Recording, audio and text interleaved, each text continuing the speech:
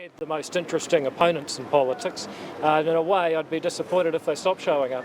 The only problem was the Pōwhiri was so long, even some of the protesters went up and went home. Do you feel like you were accorded a bit more respect this time? I mean, your mic wasn't taken away, you weren't drowned out by water.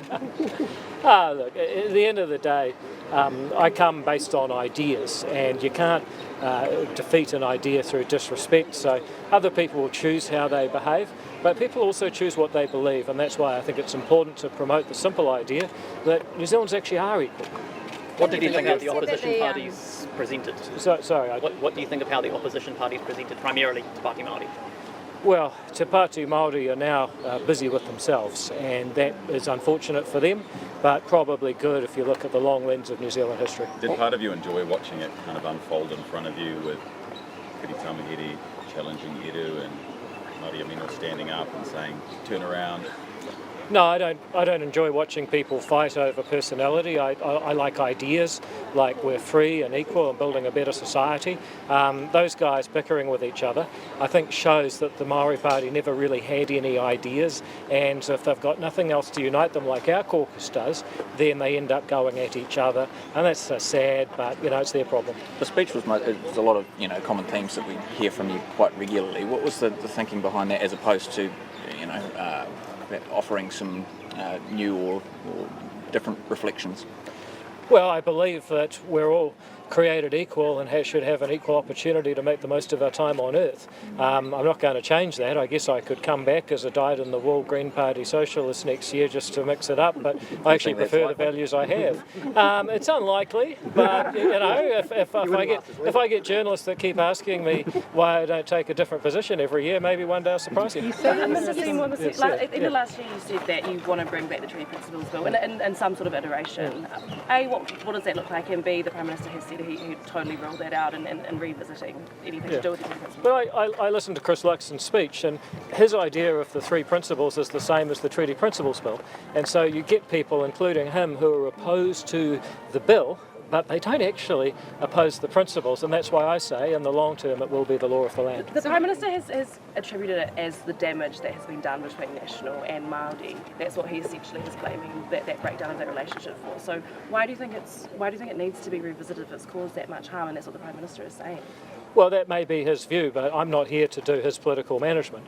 I'm here to advance the simple idea that our treaty gives each of us 1/5,000,000th of the opportunity this country has to offer. That's what it says with Ngā tikanga katoa rite tahi. So you can talk about politics and people are upset and they're blaming each other. I just come back to the fundamental fact that New Zealanders actually are equal, and that's why sooner or later those principles will succeed. Also, just make the point that I think people hear from the fine publication stuff. If you see my op-ed there today, let's make the point that it is ultimately true that we're equal, and so the law will one day reflect that. Do you believe Christopher Luxon when he says that the matter is completely dead in the water from his perspective? Well, he's just given a speech where the principles that he espoused, he described the principles of the treaty. They're remarkably similar to the Treaty Principles Bill. So, like a lot of people, doesn't like the bill, okay, I get it, you can vote down a bill, but the ideas are enduring, and I'm proud that my party has advanced them. If you look at the way the government is now progressing, whether it's healthcare or education, we are actually acting in line with the principles in that bill. So it's an idea whose time has come in making advances. But I just listened to the other side of the debate today.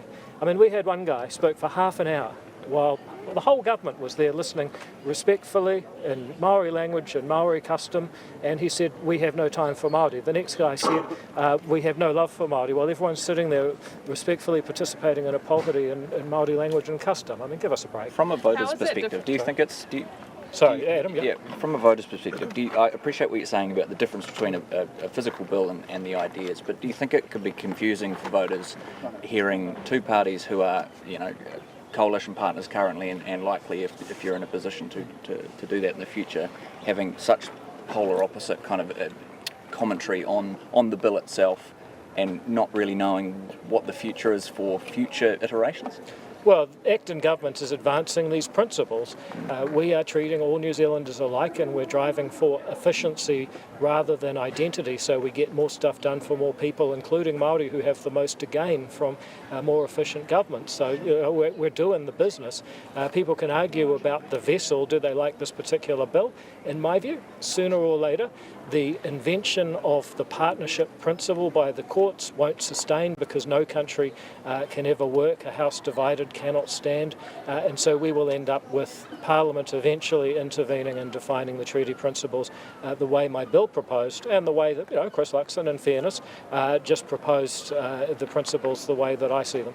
So would it be a bottom line for any future government negotiations if you are in that position at the end of the year?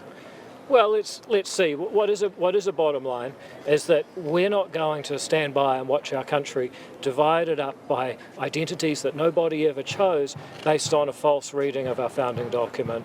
How we advance that, we're doing it a lot, fixing what matters in health and education, the way that Karen runs Oranga Tamariki, the way the resource management law's been done, and at some point, maybe this term, maybe another term, some legislation that puts that as a bottom line for the constitution of our country will happen. It may or may not be in my time. I give you the example of homosexual law reform. When I think it was Venn Young, Audrey's uncle, actually put that up on the order paper in 1974. People said, "You're mad, why are you doing this? Focus on the economy, it'll never fly." 12 years later, a similar law passed. Now it seems crazy that anything was ever any different. Euthanasia, 1995, our friend Michael Laws got smoked, went down more than 2-1 in that bill. People said, "You're crazy, you're the wrong guy." Now, of course, it's normal that assisted dying is legal in New Zealand. So that's the trajectory I see. Do you believe that Maori are afforded equal opportunities in 2026? No, that's why I support charter schools. That's why Karen Shua is revolutionising the way Oranga Tamariki is run. There are lots of people who don't get a fair suck of the sav in this country. That's why our party believes in a smaller, more efficient government that delivers on the things people really need. That's why we're reforming resource management law so you can build a whare on your whenua. You can't actually get stuff built in this country. And as I put to people on the Pōwhiri, you've got a simple choice. Do you want a house that's connected to jobs and opportunity by real infrastructure, or do you want some distant relative to have a right to object to that? You said there was some good. The previous question, you were reflecting on the tangata whenua side, their speeches that they had said they feel as though the government doesn't have any love for Māori. I think you said, give us a break. So they got up and they said their opinion, and you got up and said your opinion. What's the difference? How is it any different? Well, I haven't said that they're bad people. I haven't said that they're disrespectful. All I've said is there's a set of ideas that it's more important to make progress in practical ways than it is to be trying to put your identity before everything else. So once again, I haven't said they've come in bad faith. I haven't said they're bad people. You just said give me a break. But in response to their rhetoric, which is you don't love Māori. That's their opinion, and you've said your opinion around a liberal democracy. I'm just asking you to define what is the difference. Well, the difference is that they've said we don't love Māori. They've said we have no time for Māori, when we've just sat for 45 minutes politely participating in a Pōwhiri with te reo Māori and tikanga Māori. If they want to claim that we are somehow not respectful or have no love for Māori, well, I say give us a break, because the fact we're sitting there while you're saying it proves you wrong. You said there were some good and bad things about colonisation. Do you think there were more good things or more bad things? Well, you only have to look at New Zealand as a success story. Even the poorest people in New Zealand today are living like kings and queens compared with most places at most times in history. I think that you could hardly say that being one of the most successful societies in the world today, which New Zealand is, we sometimes forget, but it is, you can hardly say that that's a poor outcome. Sorry, what are some of the bad? In what way? A success story in what way? Could you just elaborate? What would you like to look at? I mean, people say life expectancy is different between Māori and Pākehā, but Māori life expectancy has doubled. The original question was, do you think colonisation was more good or more bad? And you said New Zealand was a success story. Yeah, and I said it's one of the most successful countries on earth, so I would say that means that it's more good. Pre-colonisation. Beg your pardon? Pre-colonisation. Most successful. So you're saying colonisation is more good than bad in New Zealand? Yeah, absolutely. There's no question about that. I mean, people argue about it, but there's no question. People have a lot of questions. Well, let me run through it. Yeah. New Zealand is, by any measure, one of the most successful societies that has ever existed. We live longer, we're healthier, we're happier, we're wealthier, we're safer than just about anywhere else on earth. And you say that's a failure? I think it's a massive success story. Do you think all communities in New Zealand would say that, what you've just said? Well, if they compare themselves objectively with the rest of the world today and the rest of the world throughout history, they would have to. The numbers are there. Better educated, longer living, happier, healthier, wealthier. You know, you can't deny being poor in New Zealand today is not as good as being rich in New Zealand today, but it's a lot better. Colonization today to other countries. We just asked you, is it better or more worse or more good? And you said more good. Yep. Just explain how that is. Well, that's what I was doing. Look, this country is a success. Even being poor in New Zealand today is enormously better than being in a country, most other countries today, and living in most times in history. So I would say that New Zealand is a success story. And your question was, oh, but what would all people agree? I would say, yeah, even if you're the worst off, that holds true for you in New Zealand today. And it's, you know, are you happy? Are you healthy? Are you wealthy? Are you safe? Or are you educated? All those things are true in New Zealand. But do you think that, you know, that for the rising numbers of homeless people that there are in this country, that they would say that they're treated like kings and queens?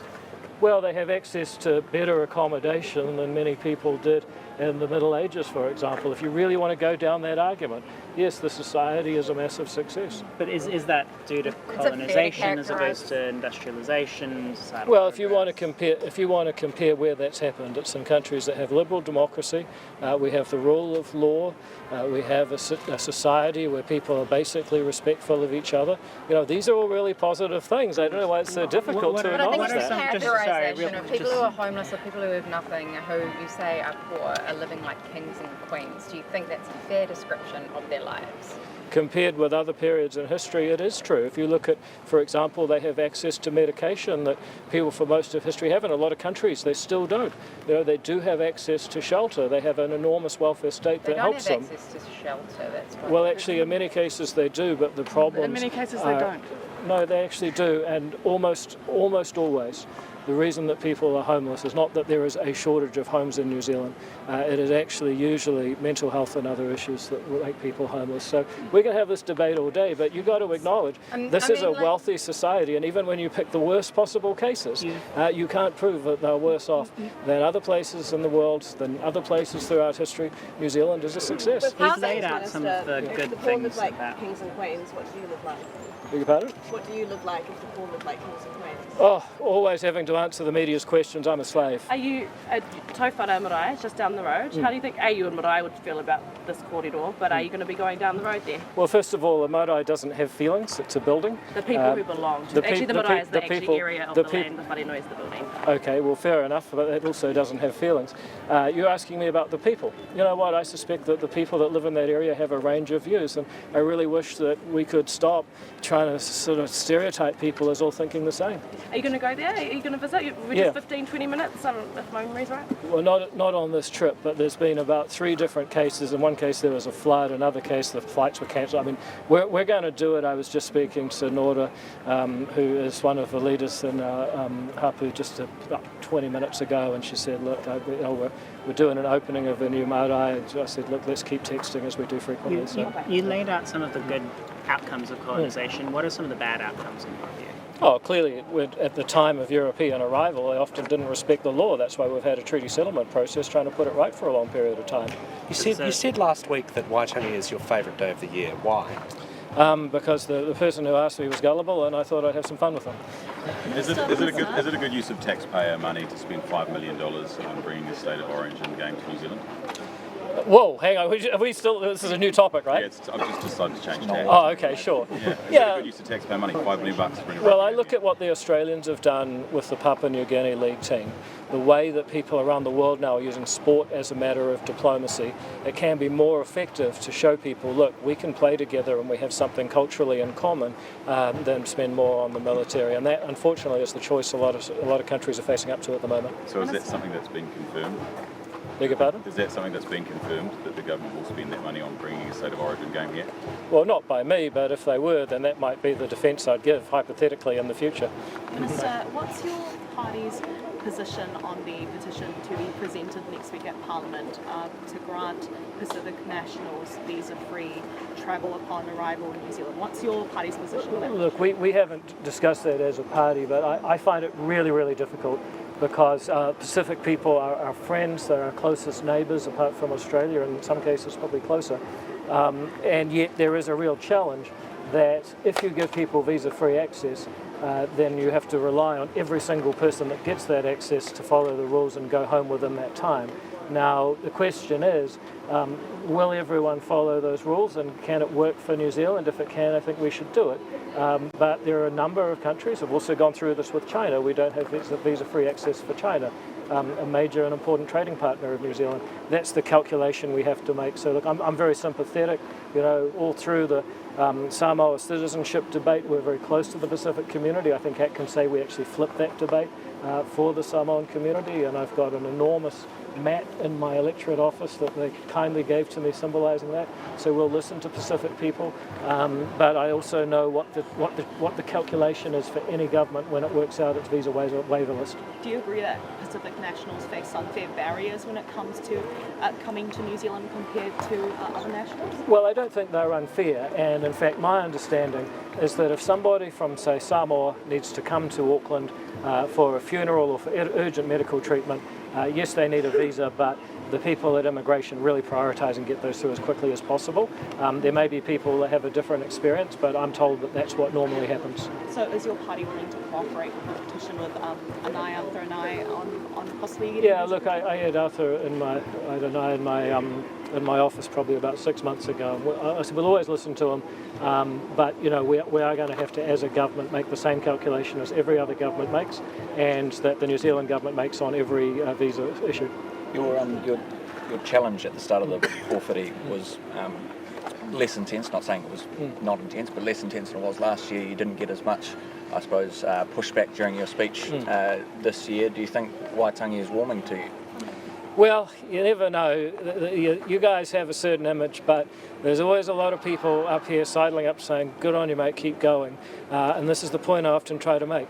People are a lot more diverse in their thinking than they're sometimes stereotyped to be, and that's what our party stands for. We believe that each person has a right to think and value and use their time on earth as they choose, not to be put in boxes of identity they never chose. All right, thank you very much, team. Have a great day. Thanks. Dine like kings.